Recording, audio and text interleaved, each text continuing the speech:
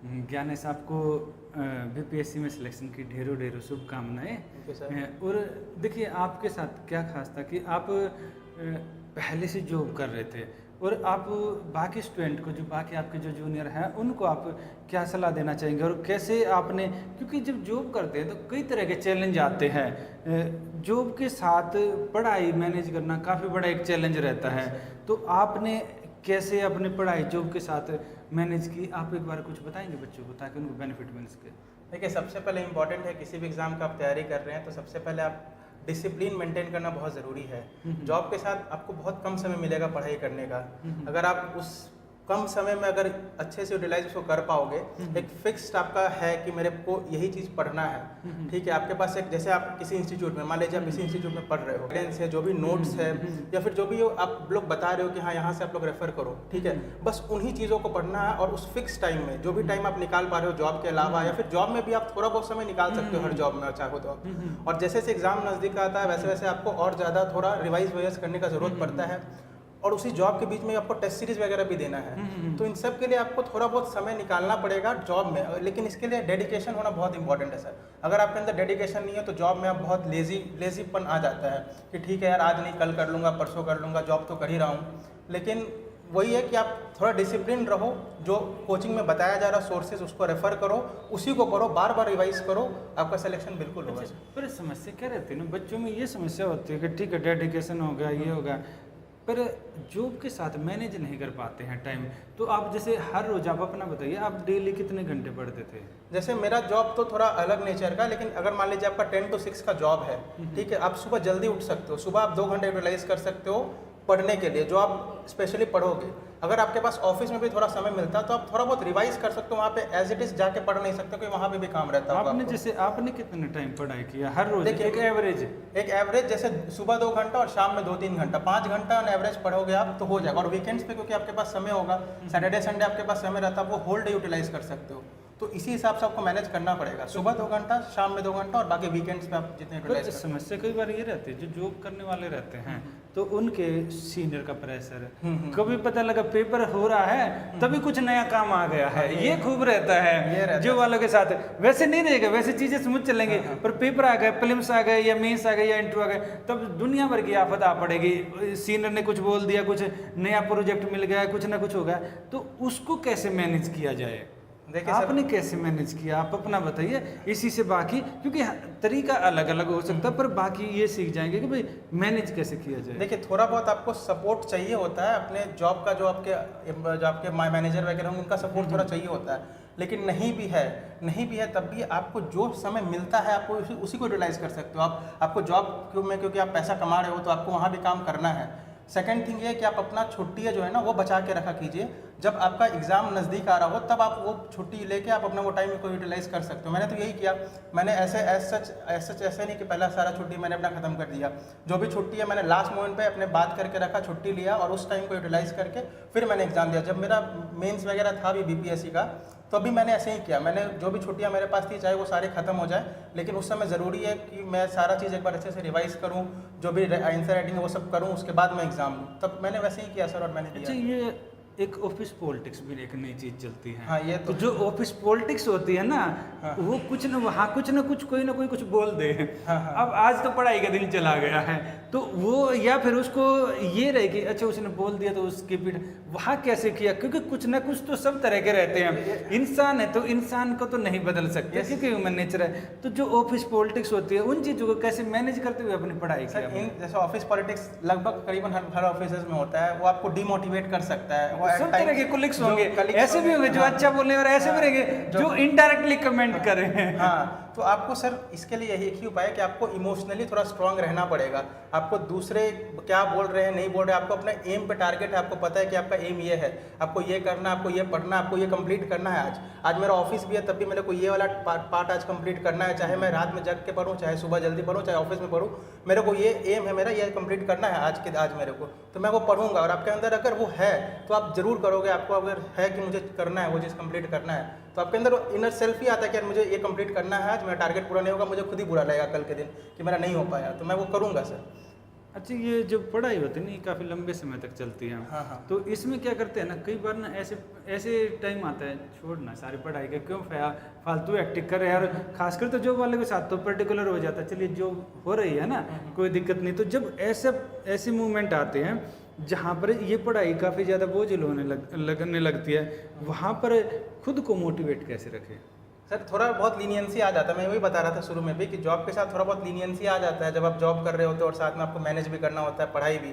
तो उस समय आप क्या कर सकते हो, डिमोटिवेट रहते हैं, आप अपने पेरेंट्स से बात करो, उस केस में अपने फ्रेंड्स अपने पेरेंट्स से बात करो। थोड़ा बहुत ऐसे लोग कि आपका जो सर्कल होना चाहिए ना, वो ऐसा होना चाहिए जो आपको मोटिवेट करे। आपको अगर आप कभी भी डेविएट हो रहे हो तो आपको बताए कि भाई तू क्या कर रहा है। अपना फ्रेंड सर्कल भी होता है, जो लोग पढ़ रहे होते हैं उनका अपना आपस में फ्रेंड्स भी होता है, उन सबका मोटिवेशन बहुत काम आता है। और आपको खुद भी लगता है, अगर आप 1-2 दिन का ब्रेक ले लो, आपको तीसरे दिन खुद ही लगेगा कि यार कुछ कमी हो रहा है, मैं नहीं पढ़ रहा हूँ। तीसरे दिन आपको खुद लगेगा, फिर आप और अच्छे से पढ़ पाओगे। ठीक है, इसके साथ साथ ये भी रहता है कि ठीक है, जैसे ये तो होगा जो नोट्स बनाने का रहता है, क्योंकि जो ऑफिस वाले रहते हैं वहाँ पर काफ़ी ऑफिस में ये देखा गया है कि आप हार्ड कॉपी में नहीं रख पाएंगे, क्योंकि अगर हार्ड कॉपी रख रहे हैं तो कुछ ऑफिस में अलाउ हो सकता है, नहीं हो सकता है, वो अलग रहता है।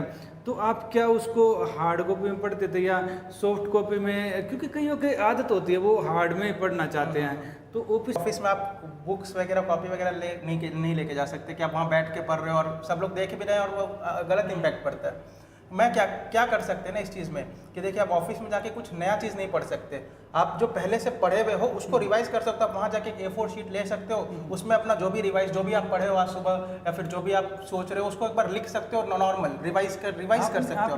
मैंने यही किया था सर, मैंने सुबह जो पढ़ता था, मुझे पता है कि ये पढ़ लिया मैं, मुझे इसको रिवाइज करना है, तो मैं ऑफिस में जाकर थोड़ा बहुत रिवाइज करूँगा। अगर 1-2 पेज का A4 शीट का नोट्स ले जाऊँ तो वो मैटर नहीं करता है, ठीक है, वो मैं लेके जा सकता हूँ, पूरा कॉपी लेके जाने की जरूरत नहीं है मुझे। और जो भी मैं पढ़ा हूँ उसको मान लीजिए वहाँ पे मैं कुछ अपने मन से ऐसे ही लिखने लगा, मुझे कुछ नहीं समझ में आ रहा ऑफिस में, मैं ऐसे नहीं वहाँ जाके किताब लेके बैठ जाऊँ। ऐसे वगैरह तो मैं लिख सकता हूँ ना, कोई भी एक A4 शीट उठाया, मेरा मेंस का एग्जाम में मैं एक ऐसे लिख दिया, मैंने कुछ साइंस पढ़ा है, आज कोई टॉपिक पढ़ा है, उसको ऐसे ही रिवाइज कर लिया अपने मन से लिख के कि भाई ये चीज़ मैंने पढ़ लिया है। अपने पॉलिटी पढ़ा, कुछ भी पढ़ा आप एक बार रिवाइज कर सकते हो, बिहार स्पेशल पढ़ा है। और यही है सर कि मतलब थोड़ा बहुत ये चाहिए होगा आपको ऑफिस में भी कि थोड़ा बहुत टाइम निकल जाए। ठीक है, और इसके साथ साथ ये बताइए, जैसे फिल्म्स आता है तो फिल्म्स के लिए आपने क्या स्ट्रेटेजी अपनाई? और फिल्म्स में क्योंकि आपका एक लंबा समय रहा है कि इसमें आपने ऐसा नहीं है कि भाई आपने लंबे समय तक इसमें टाइम दिया, तो आपने ये पल जिया है कि भाई ठीक है, कभी सफलता मिली कभी असफलता मिली, वो दोनों चीज़ें रहा है। तो जब असफलता मिलती है तो पहली बात तो तब कैसे नेक्स्ट चीज़ के लिए बढ़ा जाता है। दूसरा, जब फिल्म्स आता है और कई बार ऐसा होता है कि फिल्म्स के आसपास ही कोई रिजल्ट आता है कि जब ये रहता है कि पता नहीं क्या होगा, तो उसके लिए जैसे पर्टिकुलर अब का केस है, अभी क्या है, काफ़ी बच्चे ऐसे भी हैं जिनका फाइनल सिलेक्शन नहीं हुआ पर फिल्म्स पास में है, तो ऐसे केस में क्या किया जाए? देखिए, मेरे साथ तो ऐसा बहुत इंसिडेंट्स आया जब मेरा फाइनल लिस्ट में नाम नहीं रहा हो और मैंने फिर से स्टार्ट करा है, ऐसा नहीं कि मैंने नहीं करा है। मुझे बस मैं यही चीज़ सोचता हूँ कि यार मेरा जो पिछला बार नहीं हुआ है उसमें मेरा कहाँ कमी रह गया, क्यों नहीं हुआ, मैं उस चीज़ को एनालाइज ज़रूर करता हूँ कि यार मेरा मेंस प्री अगर नहीं हुआ मेरा तो प्री में क्या कमी रह गया। मैं अपने जो भी आंसर्स बना के आया वहाँ पे उसको मैं कोई भी टेस्ट भी देता हूँ तब भी उसको एनालाइज करता हूँ कि मुझे कहाँ और मेहनत करने की ज़रूरत है, किस सब्जेक्ट में किस टॉपिक में मेहनत करने की ज़रूरत है। और मैं यही जैसे BPSC का स्पेसिफिकली अगर मैं बात करूँ तो BPSC में क्या है, BPSC में एक जैसे आपको पहले समझना होगा कि क्या वो लोग प्रीलिम्स में पूछते हैं। मुझे पता है वो 150 क्वेश्चन आता है प्रीलिम्स में, वो 150 में 30 से 35 क्वेश्चन हिस्ट्री के रहते हैं, मॉडर्न हिस्ट्री के, जो कि स्टैटिक पार्ट है, जो कि चेंज नहीं होने वाला है, और जिसका सिलेबस भी मुझे पता है, PYQ सब है मेरे पास। अगर मैं अच्छे से उसको पढ़ लूँ, कोई भी एक सोर्स सर, मैं हर बार यही बोलता हूँ कि मल्टीपल सोर्सेज को आपको रेफर नहीं करना है, ठीक है। कोई भी एक सोर्स, आपका कोचिंग का नोट्स ही है या फिर आप कोई बुक ही रेफर कर रहे हो, आप उसको पढ़ लो, आपका पता चल गया कि 30 से 35 क्वेश्चन आपका सिक्योर हो गया मॉडर्न हिस्ट्री का, ठीक है। उसके बाद 10 क्वेश्चन तो वो नॉर्मल वो रहता है, मतलब CSAT टाइप का कुछ रहता है। उसके बाद आपको पता है कि बिहार में उसके बाद बिहार का करंट अफेयर्स और इंडिया का करंट अफेयर्स से वो लोग 30 के आसपास सवाल पूछते हैं, जिसमें बिहार का इकोनॉमिक सर्वे, इकोनॉमिक्स में आपको ज़्यादा चीज़ नहीं पढ़ना, बिहार का इकोनॉमिक सर्वे बजट, इंडिया का इकोनॉमिक सर्वे बजट, क्रिस्प कोई भी आपका इंस्टीट्यूट भी देता होगा सर, वो इंस्टीट्यूट दे देता है, आप उसको पढ़ लो, या फिर कहीं और से आप पढ़ रहे हो तो उस चीज़ को भी बस पढ़ लो, उसी चीज़ को पढ़ो, बार बार यानी कि कभी यूट्यूब वीडियो देख रहे हैं, कभी इधर से पढ़ रहे हैं, कभी मेरे एस्पिरेंट्स में होता है कि यार डिफरेंट जगह से मैं पढ़ ले रहा हूँ उस चीज़ को, लेकिन एट द एंड वो कोई काम नहीं आता। मेरा बस सिंपल सा था, मैं मॉडर्न हिस्ट्रीज को पढ़ लिया, मेरा करंट अफेयर्स है, करंट अफेयर्स का मुझे कोई बुक पढ़ता हूँ जिसका, या फिर केबीसी नानो कोई भी बुक मैं पढ़ता हूँ, उसको एक बार अच्छे से 2-3 बार 4 बार उसी बुक को मैं रिवाइज किया। मुझे पता है कि इस बुक से क्वेश्चन आ भी सकता है, नहीं भी आ सकता है, आया तो भी कुछ मेरे कॉन्फिडेंस के लिए है कि यार मैं पढ़ चुका हूँ करंट अफेयर्स। बाकी वहाँ पे सर अपना थोड़ा कॉन्साइंस रहना चाहिए, आपका एक बहुत कॉमन सेंस बहुत जरूरी है सर। एग्जाम में कॉमन सेंस से बहुत एग्जाम्स निकलते हैं या नहीं निकलते हैं। मैंने यही ऑब्जर्व किया कि प्रीलिम्स में खास करके कॉमन सेंस बहुत ज़रूरी है। थोड़ा बहुत लक होता है, लेकिन कॉमन सेंस और आपका कॉन्साइंस वहाँ पे होना चाहिए, आप कॉन्सेंट्रेट होना चाहिए, क्वेश्चंस को अच्छे से पढ़ना चाहिए, तब आपका प्री जरूर क्लियर होगा। अच्छा, कई बार ऐसा होता है एक क्वेश्चन को 2 बार पढ़ते हैं तो वो गलत हो जाता है। हाँ नहीं गलत नहीं होता है, मतलब गलत एक बार ये होता है कि आप थोड़ा ज़्यादा दिमाग लगा देते हो उस क्वेश्चन में, आप बहुत ज़्यादा डीप में चले जाते हो उस क्वेश्चन में कि नहीं यार ये ऐसा बच्चों के साथ होता है, खासकर जो स्टार्टिंग में तैयारी करते हैं ना, तब तो ये रहता है अच्छा इसका ये है, नहीं कुछ और भी हो सकता है, कुछ और भी वो ज़्यादा दिमाग लगाने से तो बेसिक क्वेश्चन जो है ना वो गलत हो जाता है। बेसिक क्वेश्चन में ज़्यादा सोचना ही नहीं है। अगर बेसिक क्वेश्चन है, जब कोई लेंदी क्वेश्चन आ रहा है जिसमें आपको लग रहा है कि थोड़ा बहुत दिमाग लगाना है, थोड़ा बहुत सोचना वोचना है, उसी में सोचिए। आप एकदम बेसिक क्वेश्चन में ज़्यादा दिमाग मत लगाइए, उसको पता है आपको ये है, आप अगर उसको डिफरेंट डायमेंशन सोचेगा तो हर एक आपको लगेगा हर एक आंसर सही है, ये भी सही है, ये भी सही है, ये भी, फिर आप उसमें गलत कर देते हो दोबारा जाके। इसीलिए उन सब क्वेश्चंस को आप जैसे मेरा प्री का क्या अप्रोच रहता है, जब भी मैं प्री देता हूँ तो मैं कम से कम 2 या 3 इटरेशन देने का कोशिश करता हूँ। फर्स्ट इटरेशन में मैं वो क्वेश्चन सॉल्व कर लेता हूँ जो मैं श्योर हूँ कि भाई ये तो मुझे पता है, उसको मैं दोबारा नहीं देखता हूँ जाके कि यार इसको वापस से मैं देखूँ। फिर मैं दूसरी बार जाता हूँ, मार्क कर देता हूँ कि यार ये सवाल मुझे दोबारा देख सकता हूँ, मतलब बन सकता है मेरे से, लेकिन इसमें थोड़ा बहुत सोचना पड़ेगा। फिर मैं उन क्वेश्चंस को डील करता हूँ दूसरे बार में, और फिर तीसरे बार में तो पता ही है मुझे कि अब जो मारूंगा वो ज़्यादातर तुक्का ही रहेगा। तो मतलब ऐसे है कि ठीक है, पहला 2 अगर आपका अच्छे से हो गया तो आप बहुत बढ़िया से कर पाओगे सर, मुझे तो यही लगता है। ठीक है, और हमारी बात होगी मेंस की, हो गई आपने पहले मेंस का बताया, प्रीलिम्स की होगी। अब हम बात करते हैं इंटरव्यू की। इंटरव्यू में अंदर का माहौल कैसा होता है, आपसे क्वेश्चन कैसे पूछे जाते हैं, क्या जो बाहर जो जैसे होते हैं ना जो दिखाते हैं क्लिप में, क्या वैसे ही पूछे जाते हैं या चीज़ें एकदम अलग होती हैं? नहीं सर, अंदर का माहौल तो बहुत काम होता है, मतलब वो जो भी इंटरव्यू पैनल रहती है ना, वो आपको एकदम काम करने की कोशिश करेगी। वो सब मुस्कुराते रहते हैं, चेहरा उनका एकदम जॉयफुल रहता है ताकि आप एकदम रिलैक्स हो जाओ। और वो सवाल भी ऐसे पहले आपसे नॉर्मल पूछेंगे कि आपने कहाँ से किया, मतलब आपका जॉब प्रेफरेंस क्या वगैरह वगैरह, ऐसे नहीं किसी से जाके आपको सवाल वो कर देंगे। और आपको कोई सवाल जवाब नहीं भी आ रहा है फिर भी वो आपको थोड़ा बहुत सपोर्ट करते हैं, वो टॉपिक डाइवर्ट कर देंगे या फिर खुद हिंट्स देंगे कि क्या आप बता पाओ। वो आपका पर्सनैलिटी चेक कर रहे हैं, आपका नॉलेज तो चेक कर नहीं रहे वहाँ पे, नॉलेज आपका प्री और मेंस में चेक हो गया। आप किस तरह से प्रॉब्लम को डील कर रहे हो, आपका लाइन ऑफ थॉट क्या है किसी भी प्रॉब्लम को लेकर, वो सब चीज़ वो चेक करते हैं। तो इसीलिए बच्चों को ऐसे बाहर जो भी रील्स वगैरह जो चलते हैं उसमें तो बहुत सारे ऐसे भ्रमित करने वाली चीज़ें दिखाते हैं। आपसे क्या कुछ पूछा गया वहाँ पर, अगर कुछ बता पाए तो याद हो? मेरे से जैसे मेरा जब जॉब प्रेफरेंस था कि मैंने क्यों अपना जॉब प्रेफरेंस ऐसे डाला, उससे रिलेटेड 2-3 सवाल पूछे गए कि आप क्यों बनना चाहते हो, जो भी बनना चाहते हो आप क्यों बनना चाहते हो, आप क्या करोगे ऐसा। फिर उसी से रिलेटेड कुछ इन्वायरमेंट से रिलेटेड, क्योंकि मेरा ऑप्शनल ज्योग्राफी था, तो उन्होंने इन्वायरमेंट से related, global environment, India China relations, India China का क्या पर्सपेक्टिव है क्लाइमेट चेंज वगैरह पे, इन सब चीज़ों सवाल पूछा। कुछ उन्होंने, क्योंकि अगर मैं एडमिनिस्ट्रेशन में जाना चाहता हूँ तो उन्होंने नया जो लॉज आया है भारतीय न्याय संहिता, इन सब से रिलेटेड कुछ सेक्शंस वगैरह पूछे कि आपको अवेयरनेस है कि नहीं है। तो ये सब लाइन ऑफ थॉट पे चला सर, मतलब बहुत ही काम रहता है। अगर मुझे नहीं आता मैं बोल देता हूँ सर, ऐसे मुझे सिंपल एक सवाल पूछ देगा कि डोनाल्ड ट्रम्प की वाइफ का क्या नाम है, एकदम रैंडम मेरे मुंह पे आ रहा था, जुबान पे आया मेरे कि मैं बोलूं, लेकिन वो बोले, वो समझिए कि आपके मुंह पे आ गया लेकिन आप नहीं बोल रहे। मैं बोलूं सर मैं गेस कर सकता हूं, तो गेस किया तो फिर वो सही हुआ। लेकिन फिर भी वही है कि वो लोग बहुत हेल्प करते हैं सर, आपको सपोर्ट करते हैं। सर बाहर जैसा माहौल नहीं रहता कि एकदम डरा के भाई, और वहाँ जाके आपको सबसे ज़्यादा जरूरी कि आप काम रहो। बाहर बहुत बहुत वो होता है एंग्जाइटी अंदर से, क्या इंटरव्यू है, लेकिन एक बार आप अंदर चले जाते हो ना तो फिर वो काम में से आ जाता है, वो लोग खुद ही काम कर देते हैं। अच्छा, उसमें ये भी रहता है कि जैसे आपसे पहले कोई इंटरव्यू देख रहा है तो ये रहता है अच्छा उससे क्या पूछा, उससे क्या पूछा वो मतलब रहता है जिज्ञासा, लेकिन यहाँ पे मौका नहीं मिलता है ना, वो लोग तुरंत बाहर चले जाते हैं। वैसे भी कोई पूछने का ज़्यादा प्रयास नहीं करते क्योंकि हर एक का बोर्ड अलग अलग है, और क्या पूछेंगे ये आपके, मतलब क्वेश्चंस रिपीट तो होते नहीं है सर, मतलब सबसे अलग अलग सवाल पूछता है, उनके बैकग्राउंड, उनके ऑप्शनल, उनके जॉब प्रेफरेंस के हिसाब से सवाल रहता है। एक काफ़ी बड़ा एक लास्ट में ये भी रहता है कि जब जैसे पेपर हो गया, खासकर तो पीसीएस में रहता है, बीपीएससी में भी रहता है, जब होगा कुछ ना कुछ ऐसा इंसिडेंस हो जाता है, जैसे 70 में भी वही पेपर री एग्जाम हुआ था, कुछ ना कुछ ऐसा होता है जहाँ पर सोशल मीडिया में कुछ ना कुछ चीज़ें वायरल होना शुरू हो जाती हैं। वहाँ पर जब ये रहता है खुद को मोटिवेट कैसे रखे और खुद को कैसे पढ़ाई के प्रति ये लगाए रखे, क्योंकि अगर वहाँ पर कई बार ये देखा है डाइवर्ट हो गए ना तो पता लगा पेपर ही चला गया, ऐसा कई बार होता है।